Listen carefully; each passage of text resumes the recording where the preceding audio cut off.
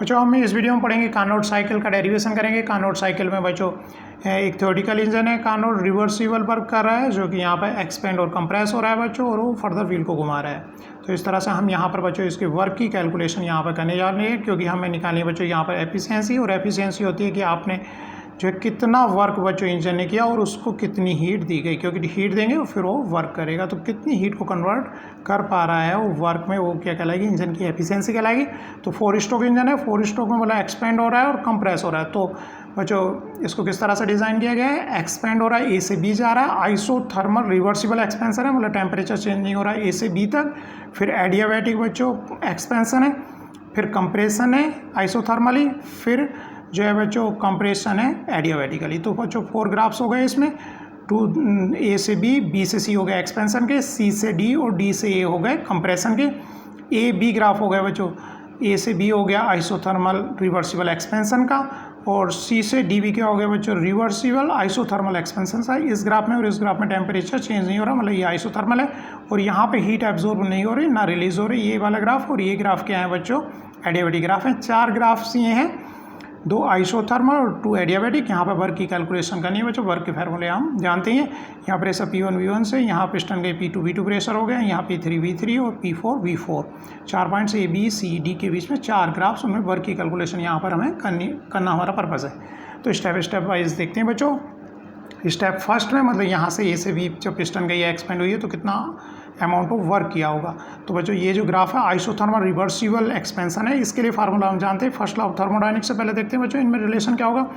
First law of thermodynamics लिखा है क्योंकि आइसोथर्मल है, आइसोथर्मल में इंटरनल एनर्जी चेंज नहीं होती, टेम्परेचर जो है कॉन्स्टेंट है आइसोथर्मल में, तो इंटरनल एनर्जी जो है चेंज नहीं होगी, तो इसलिए डेल यू इक्वल टू 0 है। तो बच्चों क्यू को उधर ले गए तो यहाँ पर डेल यू को 0 रख दिया, तो क्यू और डब्ल्यू में बच्चों ये रिलेशन रहा। वर्क बराबर जो हम आइसोथर्मल रिवर्सिबल के लिए हमें पिछली वीडियोस से जानते हैं बच्चों क्या होता है, minus N R T L N V2 upon V1, क्योंकि यहाँ पर इस ग्राफ में जो हमारा टेम्परेचर हो कितना है बच्चों, हायर टेम्परेचर TH है, ठीक है। तो इस तरह से ये वर्क की कैलकुलेशन होगी। इसी तरह से बच्चों सेम कैलकुलेशन यहाँ पर एडियाबैटिक के लिए कैलकुलेशन किस तरह से करेंगे उनको देखते हैं और वर्क को ऐड करेंगे, ठीक है। नेक्स्ट स्टेप के लिए देखते हैं बच्चों एडियाबैटिक के लिए वर्क का फार्मूला क्या होता है।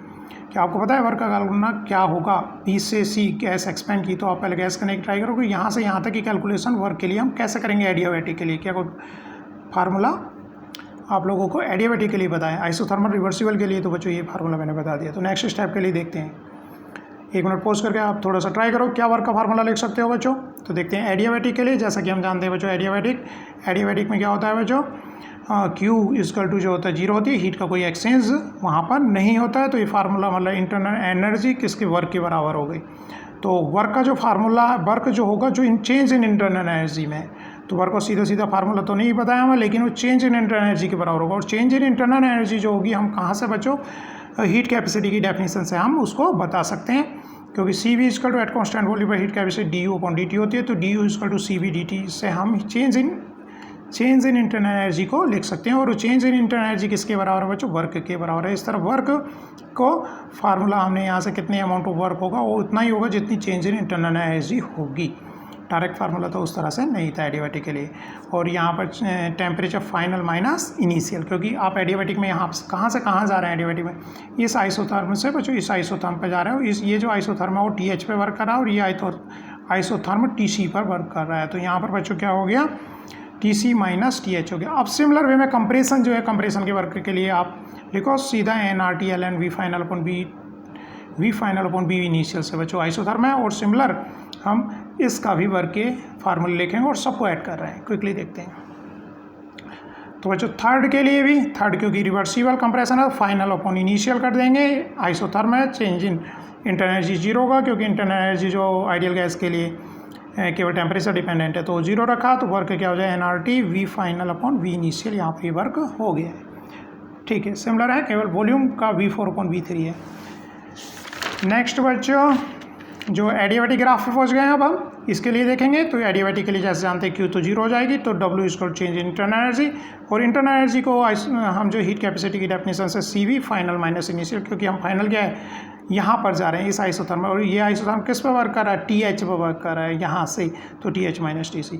अभी हमने 4 वर्क निकाले, इन चारों को हम क्या करेंगे बच्चों ऐड कर देंगे। तो हमने ऐड करके चारों वर्क यहाँ पर लिख दिए हैं। यहाँ जो सेकेंड वर्क है वो थर्ड के एकदम अपोजिट है, क्योंकि यहाँ पर देखेंगे यहाँ माइनस कॉमन ले लें तो ये आपस में क्रॉस आउट हो जाएंगे, क्योंकि TH पॉजिटिव है TC निगेटिव है, एक माइनस कॉमन लोग गए तो ये एक दूसरे के इक्वल बट अपोजिट है, तो एक दूसरे कट गए। तो इस तरह से बच्चों 2 ही टर्म यहाँ पर लेफ्ट आउट रह गए हैं, एक टर्म ये आ गई, एक टर्म ये आ गई। तो हम यहाँ पर बच्चों यहाँ रिलेशन निकालना चाह रहे हैं V2/V1 V4/V3। तो इसकी हेल्प जो है हम बच्चों इनके रिलेशन निकालने के लिए हम 2 एडियाबैटिक ग्राफ से ले रहे हैं। यहाँ पर कार्नोट साइकिल में जो 2 एडियाबैटिक ग्राफ, एक ग्राफ ये एक ग्राफ ये, क्योंकि बच्चों हम जानते हैं एडियाबैटिक में टेम्परेचर और वॉल्यूम में जो रिलेशन है बच्चों TV की पावर Γ-1 क्या होता है बच्चों, कांस्टेंट होता है। मतलब किसी भी पॉइंट पर TV की Γ-1 की कैलकुलेशन सेम रहेगी। यहाँ पर हमने 2 पॉइंट्स चूज करे जहाँ पे हमें टेम्परेचर होने, एक तो टेम्परेचर यहाँ पे पता है और एक टेम्परेचर यहाँ पता है, क्योंकि ये आइसोथर्म का टेम्परेचर TH पे वर्क कर रहा है और ये आइसोथर्म जो है TC पे वर्क कर रहा है। तो इन 2 पॉइंट पर यहाँ पर TV Γ-1 जो होगा वही यहाँ पर भी होगा और बीच में भी होगा, लेकिन बीच के टेम्परेचर हमें नोन नहीं है। तो हमने ये 2 पॉइंट चूज़ किए, इससे रिलेशन बच्चों एक इसके लिए रिलेशन लिख दिया। यहाँ टेम्परेचर TH और यहाँ वॉल्यूम है V2 की पावर Γ-1, उसकी वैल्यू वही होगी, मतलब बराबर किसके, जो यहाँ पर TC V3 की पावर Γ-1 के। और इसी तरह से बच्चों एक इक्वेशन हमने इस पॉइंट और ये 2 पॉइंट चूज़ किए, क्योंकि ये एक एडियाबैटिक ग्राफ है। यहाँ पर TV की पावर Γ-1 इसका कांस्टेंट रहेगी, TV Γ-1 जो यहाँ पर होगा वही यहाँ पर होगा। तो इस एडियाबैटिक ग्राफ के लिए इक्वेशन हमने लिख दी, मतलब TH V1 की पावर Γ-1 जो यहाँ पर टेम्परेचर TC V4 की Γ-1 के बराबर होगा। तो इन दोनों को बच्चों एक दूसरे से डिवाइड किया, TH से TH कट जाएगा, इन दोनों इक्वेशन को क्या है डिवाइड किया, तो क्या बच जाएगा बच्चों V2/V1 और V3/V4 की पावर Γ-1, पावर आपस में क्या हो गई बच्चों, कैंसिल आउट यहाँ पर हो गए। तो यहाँ इस तरह से जो रिलेशन हमारा बच्चों निकलेगा, क्या रिलेशन निकल के गया आया बच्चों, V2/V1 is equal to V3/V4, लेकिन हमें ऊपर वाली जो इक्वेशन थी वहाँ से वैल्यू क्या चाहिए, V4/V3 चाहिए थी। तो इसको मैंने पलट दिया V3/V4 V4/V3, यहाँ V4/V3, तो ये भी पलट गई इधर V1/V2 के बराबर होगा। तो यहाँ पर V4, तो यहाँ पर बच्चों V4/V3,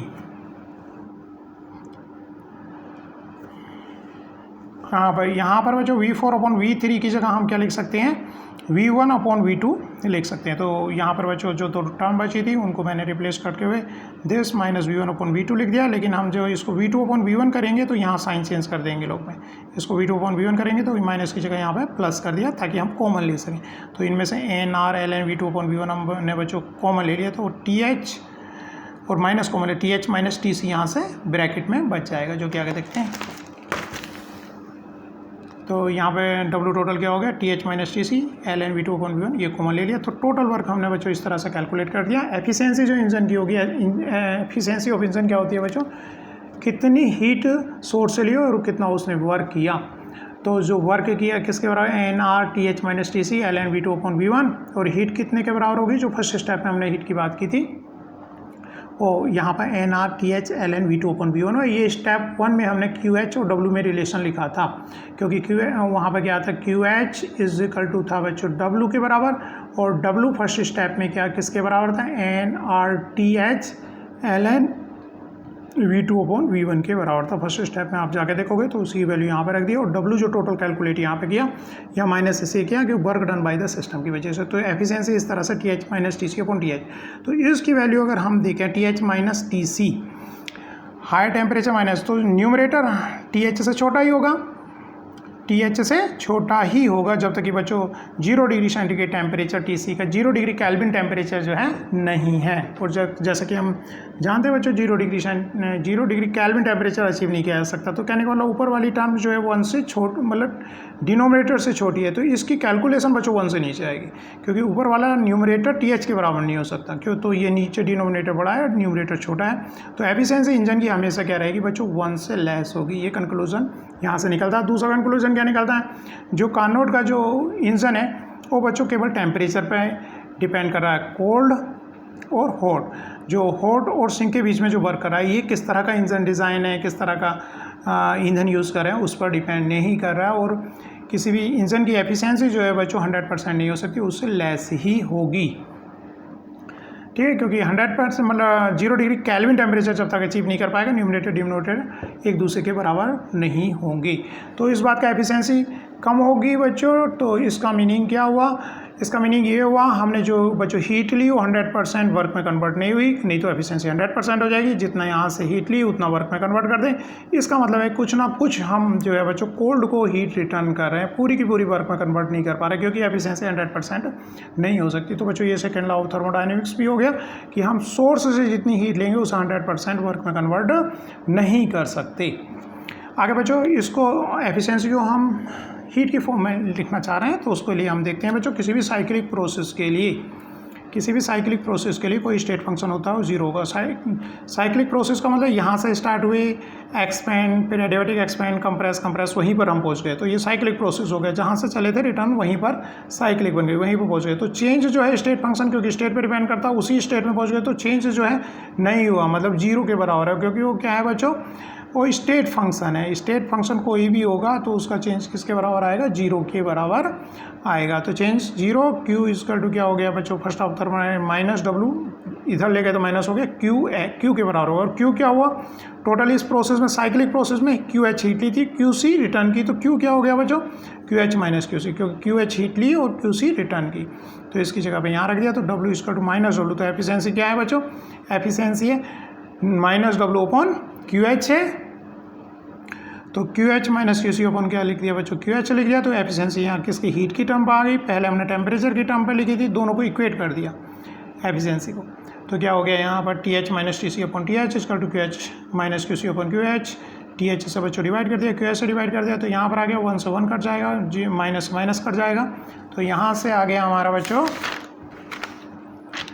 T C upon T H equal to Q C upon Q H. बच्चों क्रॉस मल्टीप्लाई करके इसको टर्म लिख सकते हैं Q H upon T H equal to Q C upon T C, इस तरह से लिख सकते हैं। तो यहाँ से बच्चों अगर मैं इसको इधर ले जाऊँ तो इक्वल टू 0, ये साइक्लिक प्रोसेस के लिए था, मतलब ये एक टर्म ऐसी आई है जो कि होल प्रोसेस में अगर उसको क्या कर रहे हैं बच्चों, यहाँ से यहाँ तक वापस जा रहे हैं, तो वो चेंज नहीं हो रही, वो 0 के बराबर है। तो ये हमारा क्यू एच अपॉन टी, इसको मैंने इस तरह क्लोज प्रोसेस के लिए, साइक्लिक प्रोसेस के लिए अगर उसको ऐड करें तो किसके बराबर है? 0 आ रही है। तो यहाँ पे क्या आ रही है? 0 आ रही है। तो ये भी एक हमारा नया स्टेट फंक्शन यहाँ से पता चल रहा है हमें कि ये कोई क्यू बाई टी अपने आप में एक स्टेट फंक्शन है जो साइक्लिक वहीं पर पहुँचने पर 0 हो रहा है। स्टेट फंक्शन इस तरह से करते हैं, वो पाथ पे डिपेंड नहीं कर रहा, फर्दर उसी स्टेट में पहुँच जा रहे हैं तो 0 के बराबर। तो यहाँ से क्यू बाई टी एक नई टर्म आई, जिसको हम देखेंगे किसका फार्मूला है, क्योंकि साइक्लिक प्रोसेस क्या है बच्चों? रिवर्सिबल जो है इंजन था, तो क्यू रिवर्सिबल अपॉन टी बच्चों एक टर्म यहाँ पे निकल का है, जिसको हमने क्या कहा है? एंट्रोपी के चेंज के बराबर बोला है। तो एंट्रोपी का फार्मूला कि कितनी अमाउंट ऑफ एंट्रोपी चेंज होगी। तो यहाँ पे कुछ डेफिनेशन देखते हैं बच्चों। Second law of thermodynamics, no engine can be more efficient than the Carnot engine. कोई भी इंजन रिवर्सिबल वर्क कर रहा है तो इससे मोर एफिशिएंट नहीं हो सकता बच्चों। इसको फर्दर हम अलग वीडियो में बात करेंगे क्यों नहीं हो सकता मोर एफिशिएंट। ठीक है, तो इस तरह से बच्चों हमने ये फार्मूले देखें।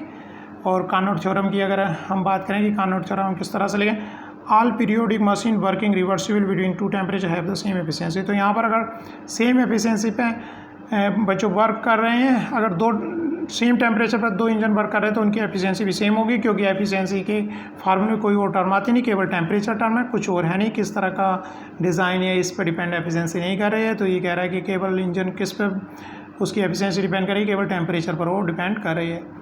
It is impossible to convert heat into work without compensation. तो यहाँ क्योंकि हमारा जो है बच्चों एफिशिएंसी यहाँ पे देखिए कि इतनी 100% से लेस आ रही है, टोटल जो है बच्चों 100% से लेस है, 1 से लोअर वैल्यू आ रही है। तो इसका मतलब क्यू एच जो हीट ले रहे हैं हम सोर्स से, वो टोटली वर्क में कन्वर्ट नहीं करेंगे, बल्कि कुछ ना कुछ अमाउंट हमें सिंक में भी कन्वर्ट, सिंक को भी देनी पड़ेगी। तो इसके आगे बच्चों बाद में देखेंगे। फिलहाल ये थी कार्नोट साइकिल की एफिशिएंसी का डेरिवेशन एक तरह से, कि किस तरह से कार्नोट साइकिल का मतलब एफिशिएंसी कैलकुलेशंस हम करते हैं, ड्राइव करते हैं। Thank you.